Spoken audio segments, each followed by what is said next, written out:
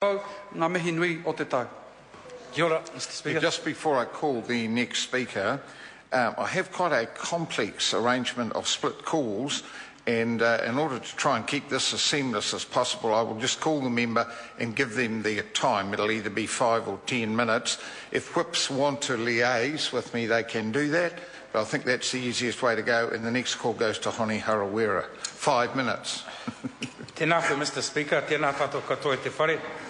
Mr. Speaker, I know that this is a time when MPs traditionally say nice things about one another and wish peace upon the world, but 2012 has been a nightmare for a growing population of desperately poor people in this country who have little to celebrate.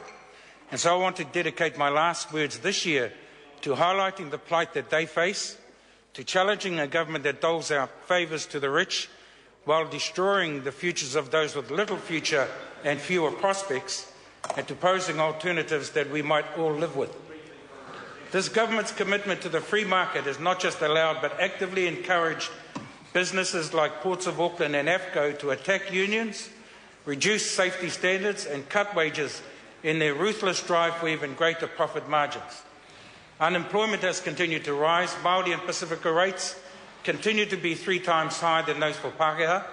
More and more people are being forced onto benefits as they struggle to cope.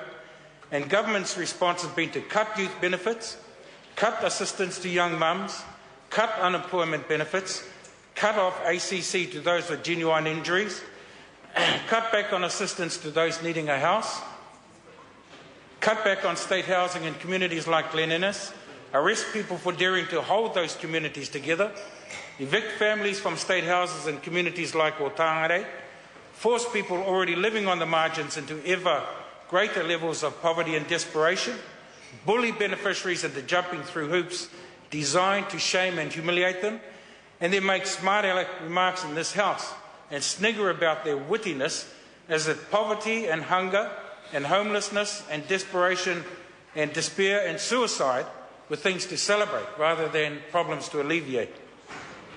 Yes, Mr. Speaker, things may be tough, but clearly not for everyone. The rich are getting richer, the poor are getting poorer, and working people and those who can't find work have responded by simply upping stakes and leaving this country for a new life in Australia.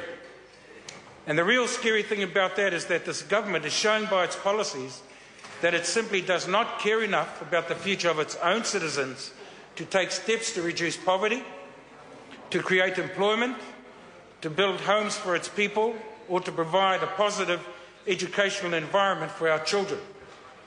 In the face of massive public opposition, as shown by the 300,000 signature national petition and a legal challenge to stop the sale of state assets until Māori interests in water have been settled, this government remains committed to the sale of New Zealand-owned power companies. In the face of Petrobras's forced withdrawal from an unsafe and untested deep-sea oil drilling program off the coast of Whānau Apanui, this government not only remains committed to its strategy of exploiting fossil fuels, they've also opened up the Reinga Basin off Northland's coast for more oil and gas exploration programs, regardless of the disastrous safety records of potential bidders.